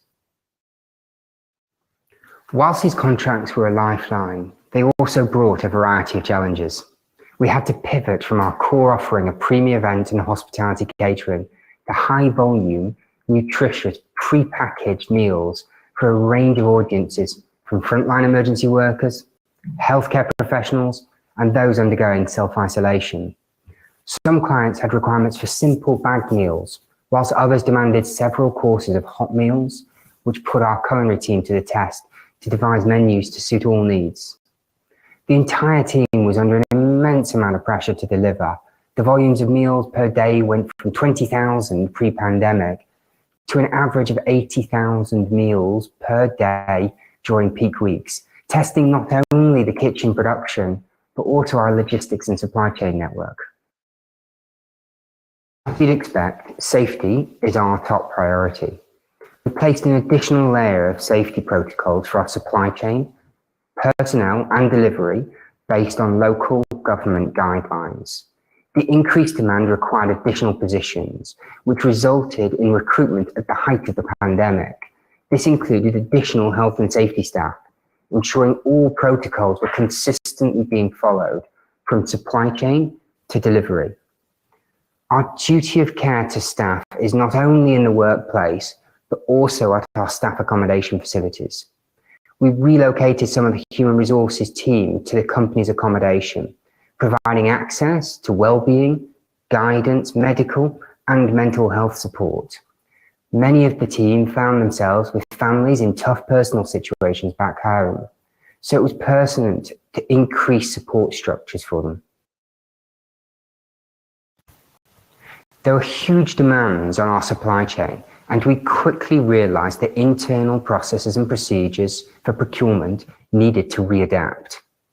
Our standard procurement process for new suppliers can take up to 3 months, and where feasible, we reduced this to a 3-day turnaround whilst not compromising on quality or safety standards. Streamlining our processes gave us the ability to buy required equipment or product for hot deliveries all across the Emirate, as far-reaching as the Saudi and Oman borders. We had to be agile and adaptable to meet our demand. We had an enormous amount of support from ADNIC Group leadership, who are keen to ensure that we succeeded. Our kitchens were reconfigured, we bought new equipment, and large parts of ADNIC venues were redesignated as temporary meal packing and storage facilities. We also appreciated support from other divisions within ADNIC Group. So, what did we learn? Agility, adaptability, and being able to think on our feet and not be afraid to adapt to a process that didn't work for us. Our clients trusted us to deliver a product that was outside of our core offering based on our relationship and our reputation. There was no way we were going to let them down. Let me introduce you to our 2 culinary leaders who pioneer the operational changes needed to deliver the new strategy. Our Assistant Director of Culinary Experience, Chef Mohammed Hamdan, and our Executive Chef, Philip DeLange. Chef Philip, from a practical point of view, what did you have to do to change your operation and organisation within the kitchen to be able to deliver such an increase in demand from service? Once we'd established what the client's requirements were, we then went to supply chain to make sure those items were available in the marketplace. Due to the global situation, certain items have been stopped being imported. Based on that, our menus were written, confirmed by the clients, and then the hard work began. We then had to rearrange our kitchen structure where we have 4 main kitchens where we produce food. Each one we have a local and a pastry. These are then changed just to do batch cooking. Because of the sheer volume, we couldn't cook chill, we had to cook and send. So the chefs were then trained on how to focus on doing one job multiple times rather than doing a whole menu. So we broke down the menu to different sections to then produce those items. One would do rice, one would do a main course, one would do saluna. So it was a completely new way of cooking, and also there was the cook chill had been taken out. It was cook send. On the cook chill, we had a new problem, to a new challenge. On the cook chill, we had a new challenge to get the food to arrive to the clients all at the same time at the correct time. It was coming from 4 locations, from Malain and from Abu Dhabi, so we had to, our timings had to be in line to make sure we got it. But tell us about the pressure that your staff went through to be able to deliver that kind of volume of meals. Well, it was a completely different operation for them. They were used to coming in at a certain time, having function sheets where they could read they'd know days in advance what they'd be doing so they could plan the week, we plan it together. Now, then what happened was, as you're aware, it was last minute, so we had to have a quick reaction time and to deliver the food. There were bulk volumes of food being cooked, so it was very monotonous at times, so we had to make sure the staff had enough nutrition themselves, enough rest so they had the right mentality to do the day. So they faced a lot of challenges. Physically, there were long days on their feet, and it was doing the repetitive movement each time because of the sheer volume of the food. There weren't any little trays, it was all big pots, big trays, and long forms of food. And what about the testing procedures that the staff had to go through? So we had to have a clear test every 14 days, but it took up to 4 days for results. So every 10 days, the staff would go in batches, and they would be tested, and then every 10 days. So we all couldn't be on site. Even to go into the building, we as we still do now, we have the sanitisation tunnel, we have the temperature checks, we have the sign-ins. So there was a process from the early days, from day one, was put in place, and we're still following those now. Also, our safety staff, they are working 24 hours with our clients to make sure everything's went in a correct way. Chef Hamdan, as a business, we pride ourselves and have built a reputation on our quality of our product and service. During the pandemic, we went from 20,000 meals up to 85,000 on certain days. How were you able to maintain the quality of our product and service throughout? And how did you relate and discuss with our customers throughout the process and maintain that customer satisfaction? So we have a very good communication between us and our client. So we keep it in a parity.1. So as a 24 hours, we have communicated with the client. So we check what he wants, what his requirement, and what their customer also they want. We train our staff actually very, very, very good times we spend with them to teach them exactly how we're going to deliver to the client. And from Capital Hospitality team, as all the team, between sales, service, account, HR, everyone, we turn as all one part to deliver the food in a good quality to our clients.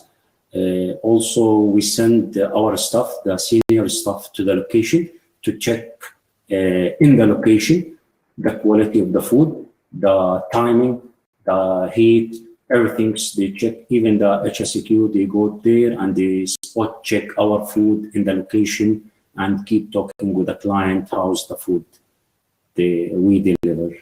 So, and again, just in practical terms, how far in advance were the orders coming?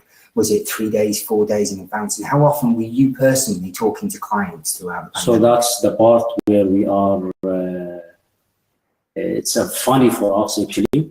Before we having 2-3 days to plan for the event, but in this situation, we having like 3 hours to deliver 1,000 of meal in a different location, which is, it was a really good experience. We have it, and our team, they make their best to deliver the best food to the client, to make him happy and to make everyone happy. And gents, over the past 6, 7, 8 months, we're all incredibly proud of our teams to be delivering what they did with the exceptional quality and service at the volumes that they were able to produce. What is your biggest learning and takeaways from the past 6 months? The biggest learning in the past 6 months, we reached to 85,000 meals per day between breakfast, lunch, and dinner, and plus 16,000 as a snack sandwich meal. So we do it in one day, which is the number before we don't reach it, but and a good teams and a good leaders we have that we reach to this point and we deliver and it's successful. And for me, it was the adaptability of the team. We were able to make changes to menus when we were dealing with the same client with the same huge volume of food per day. It's very easy to become bored of the food. So when the clients made a request, our team was able to adapt straight away. Within 3 hours, we could change the menu and send out a different food for the clients, so we maintain their satisfaction. We never said no, because whatever happens to clients there, we have to feed them, so we should do it the best way we can. So, what's next for Capital Hospitality? The past few months have shown that there's clearly a demand in the local market for a high-volume food service provider with an exceptional reputation for quality. Recently, we've launched a subsidiary food brand, Capital Kitchen, that concentrates on a number of targeted industry sectors. The team have done exceptionally well, having diversified our offer, adapted to change, and we're all very excited about what the future holds.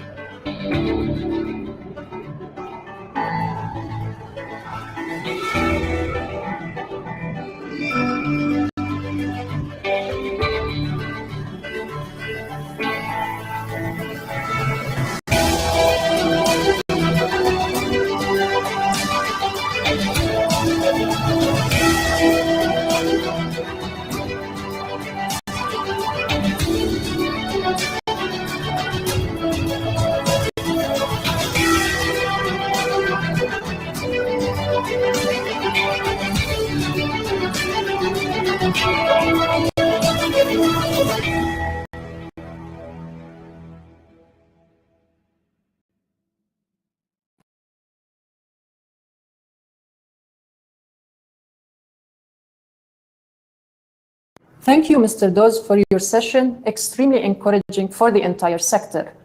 For our final session, From Field to Fork, Maintaining Sustainability and Highest Food and Drink Quality Standards in the Supply Chain, we welcome Mr. Yusuf Ali, Chairman and Managing Director of Lulu Group International, and Mrs. Katarzyna Jajniczyk, First Counselor, Representative of the Ministry of Agriculture and Rural Development, Embassy of the Republic of Poland in Abu Dhabi. Please join me in welcoming our esteemed speakers. In the name of God, the most merciful, the most beneficent. Distinguished guests, dignitaries, industry leaders, speakers, participants, friends, and my dear brothers and sisters. First of all, let me thank ADNIC for joining hands with the DAFSA and other stakeholders for organizing first F&B networking hub in this Siyal Middle East event. I am thankful to them for inviting me to be a part of this significant event and to speak along with other dignitaries. Friends, food and beverage industry is a significant and stable contributor to economies all around the world. The industry's activities usually generate substantial economic impact to the country. And this networking event is providing an opportunity for participants from all over the world to virtually meet and to find solutions to support the growth of this sector. Ladies and gentlemen, today, more than ever before, food products regularly cross national boundaries at various stages of supply chain. In United Arab Emirates, the regulators are making sure that these foods are safe and having the highest quality standards. As we all know, sustainability means creating the financial value while protecting the environment and generating social value, both within operations and along supply chain. The farm to fork strategy will mobilize the food industry and retailers to increase the availability and affordability of healthy, sustainable food options in the region. Brothers and sisters, our group, Lulu Group, is a responsible retailer, is committed to maintain sustainability and highest level of food safety standards in supply chain. See, when we discuss about food safety in the different countries, we should also discuss about food security. When we discuss about the food security, we should also discuss about the food scarcity. It is our collective responsibility to make sure that there is no food scarcity in the coming years.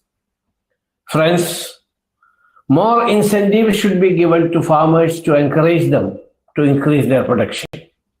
This will also help them to adopt biotechnology, nanotechnology.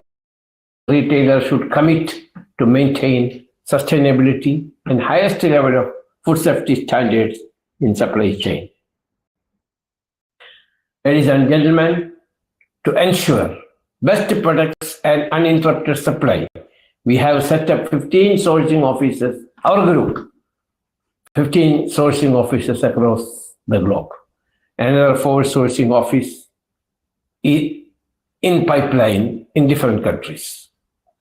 This is because we want our own procurement, grading, packing, and quality control centers, which can supply hygienic and best products from different parts of the world.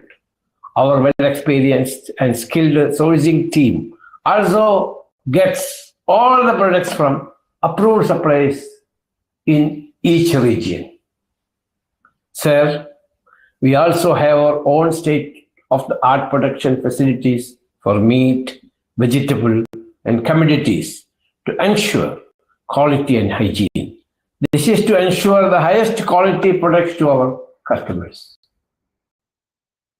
Maintaining the quality and the standard of our in-house prepared foods is equally important to us.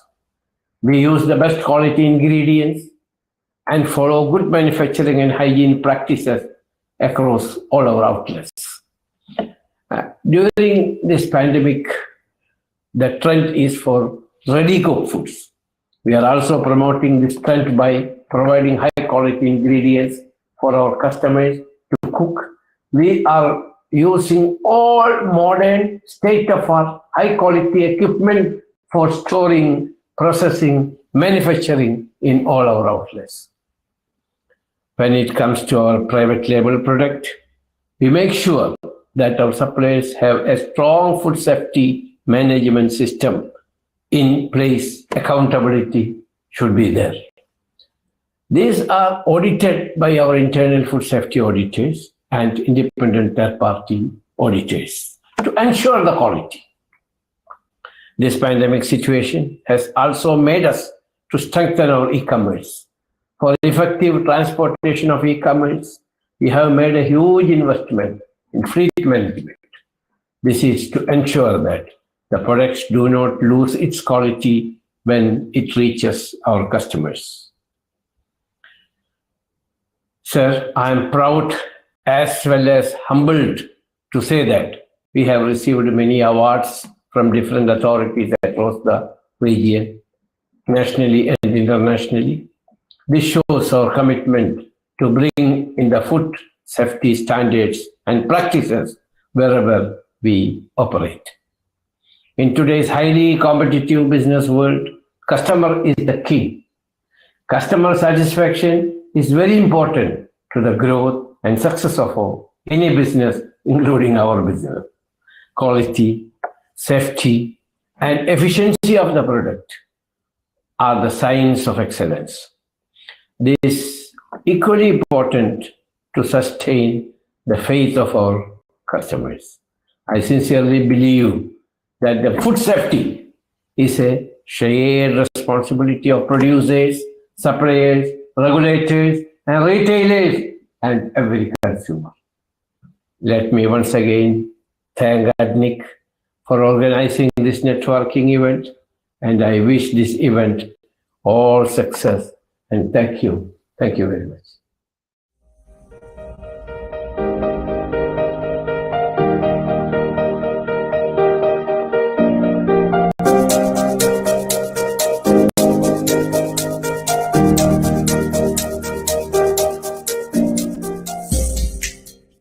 We expanded not in a very fast time. We expanded since now 43 years I'm here. Our expansion is very slow, steady. At the time of Gulf War, some people thought to stay in this part of the world is difficult. So I decided to start the biggest hypermarket at that time.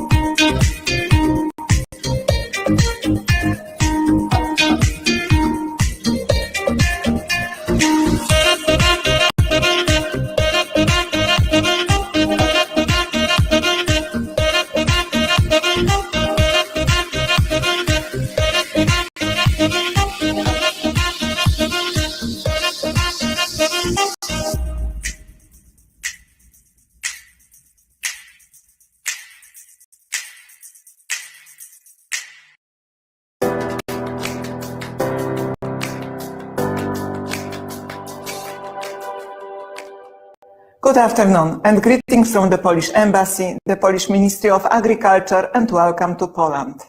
Because of the pandemic, we are unable to host you this year at our national pavilion at Siyal, Middle East in Abu Dhabi. So I would like to extend a special thank you to Siyal organizers and Abu Dhabi team to make it possible for us to take part in this very important networking event. So welcome to a virtual trip through Poland. Now you can see the agenda of my speech. Firstly, I would like to present a brief overview of the Polish agri-food industry and the position on this sector in the world and in the European Union. Next, leading F&B products which are appreciated by customers worldwide in the MENA region and in the UAE. Then the Polish main partner in regards to the F&B business in my country. Finally, I am going to present a short video about Polish story of Siyal 2019 to show you how we miss your presence at our stand. Let's start with a few words about my country, stressing the power of tradition and the value of the agri-sector for the national economy. Poland is a medium-sized Central European country. It occupies the 6th place in the EU, both in terms of population and the area. Thanks to our soil and climate conditions and many years of tradition in farming and food processing, Poland is one of the European leading producers and exporters of food and agri-products. The Polish population amounts to 38 million people, of whom about 50 million inhabit rural areas. Thus, Poland is the 3rd largest EU member in terms of people employed in agri-sector and 2nd in terms of number of agriculture holdings. Global value of agricultural holdings production places Polish farming at 7th place in the EU. In terms of food production, Poland is the 6th largest food producer in the EU with a value share of around 9%. The sector consists of 60,000 companies employing 400,000 people. The food market in my country constitutes 21% of the sale value of the entire domestic industry. So, agriculture and F&B sector mean in my country nature, flavors, mostly multi-generational family farming, well-equipped manufacturing, responsibility for food security and environment, and significant contribution to the GDP. Thus, in 2019, agriculture, food, and related industries contributed about 250 billion dirhams to the Polish GDP, which states for 9% share. The essential part plays meat, poultry, beef, and pork, because of our rich tradition in breeding. The dairy industry ranks the 2nd position with share of 12%. The next position take grain products. Polish confectionery products are present in more than 130 countries worldwide. Moreover, Polish honey is increasingly popular in foreign markets. Talking about our production and export-winning products, we can't forget Polish apples, because apples are our national treasure. We are the largest producer of fresh apples in the European Union and the 3rd largest in the world. Moreover, it is one of the most popular Polish export commodities. As you know, fruit from trees has a rich taste of nature, so we organize a lot of promotion events, especially among our little ones, like you can see in the photo in intercity trains. In addition, we are the 2nd global producer of concentrated apple juice. However, apples are not the only that matter. We are also a European and global leader in the production of other fresh and frozen fruits and vegetables. Summarizing, here is the breakdown of subsectors in terms of production value. Let's move on to the Polish exports. I'm proud to say that Polish food is in a great demand globally. We have been ranked as a 17th largest global food exporter. The chart presents the geographic structure of our export of agri-food products. Last year, we shipped out products worth about 32 billion euros, where 82% accounted for the EU market. And even in difficult conditions surrounding the ongoing pandemic, we are recording a constant increase in our export. In the first half of this year, it amounted to 16.4 billion euros. In terms of export to MENA region, we sold agri-products worth about 1.60 billion euros.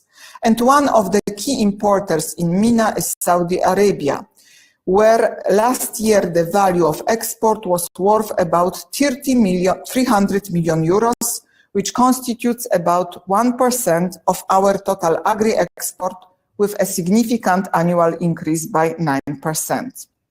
We have also recorded rising trends in exports to Egypt, Morocco, Syria, and the UAE.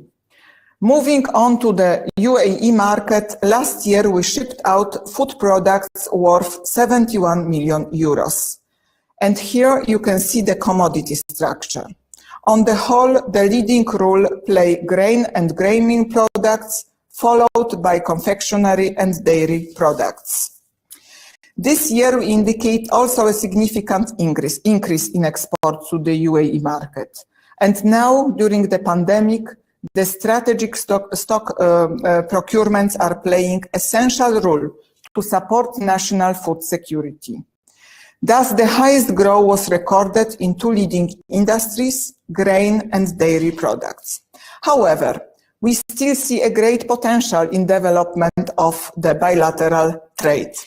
And we would like to supply more, especially fresh fruit like apples and meat, and also frozen food. Now, because today we are attending a networking event, let me introduce you to the main Polish partner in terms of food producers and suppliers. National Support Center for Agriculture, named KOWR, it is an acronym of Polish name, is a governmental agency subordinate to Polish Ministry of Agriculture. If you are looking for business partners or for particular products, please contact KOWR. They are food keen experts and will help you with absolutely everything free of charge that is related to the industry. Together with the Polish companies, they are attending the leading food exhibitions worldwide, including Siyal. So this slide presents only a few pictures of our activities at Siyal events in Canada, Paris, and Abu Dhabi. We get a lot of reports that Polish exhibitors are happy with joining all those events and appreciate the work and commitment of Siyal organizers. I hope I was able to convince you that we in Poland understand food not only as a vital export product, but also as an important part of our cultural identity. Hopefully, we will be able to host you in the next Real Siyal Middle East 2021. And now I will present 2 minutes video about the edition in 2019. Please enjoy the Polish hospitality and thank you for your attention.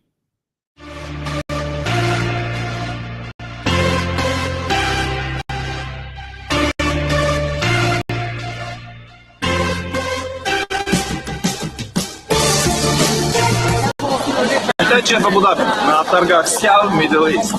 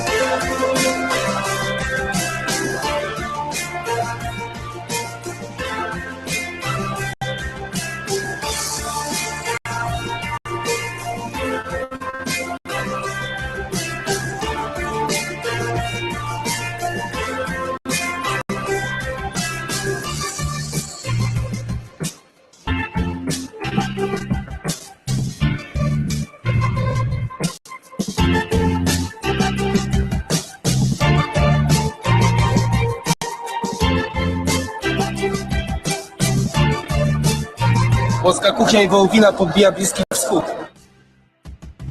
Nasze produkty wzbudzają ogromne zainteresowanie.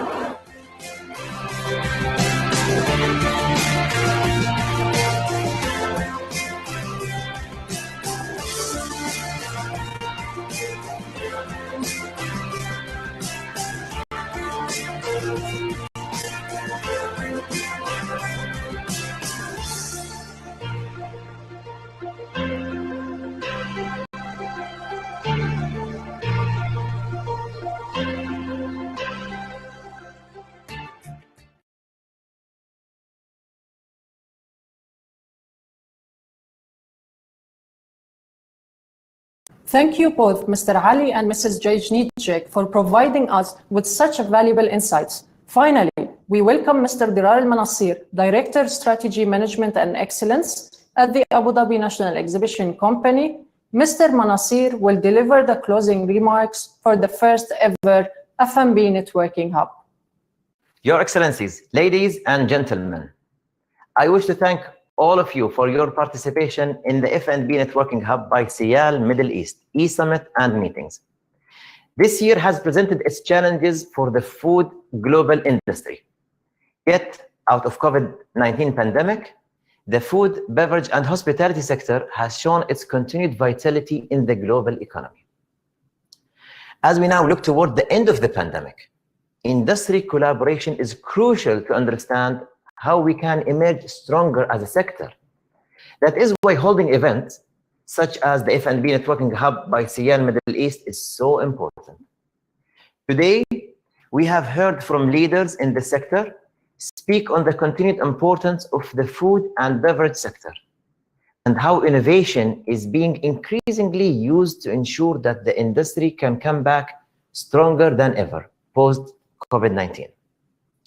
On behalf of all of us, I wish to extend a special note of gratitude to our speakers today for their valuable insights on the industry.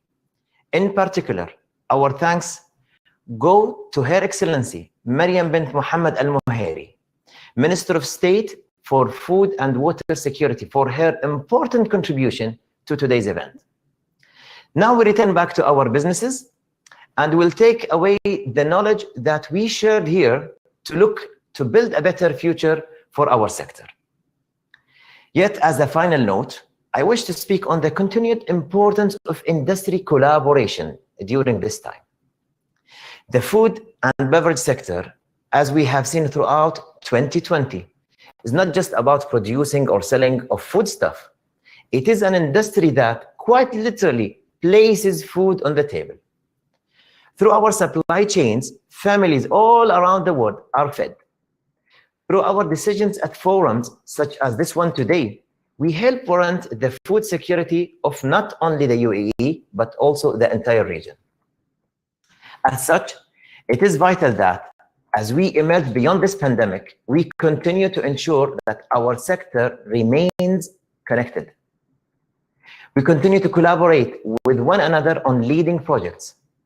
We continue to ensure the integration of technology at every level of our industry. The Siyal Middle East exhibition, due to take place in September 2021, will continue to provide an ideal forum for meaningful discussions on the future of the food and beverage sector. Our leading food, beverage, and hospitality exhibition here in Abu Dhabi attracts major exhibitors from across the world to promote sector-wide innovation. We aim to continue to be the hub to foster your discussions on how your sector is emerging from the impact of the pandemic and which innovations this industry is implementing to bring new opportunities for all of us. At ADNEC, we look forward to being able to continue the conversation with you and your company at Siyal Middle East 2021. Stay safe and thank you. Our thanks to Mr. Dirar Al-Manassir for bringing our session to a close. We thank all of our speakers and panelists for their contributions and insightful session today. As we have heard, there are many reasons for all of us working in the food, beverage, and hospitality sectors to be optimistic about the future. We look forward to seeing each of you again at Siyal Middle East which is due to be held in 7 to 9 September 2021. Until then, on behalf of Abu Dhabi National Exhibitions Company and Comexposium, organizers of Siyal Middle East, thank you for attending today's session, and we hope you enjoy the remainder of your day.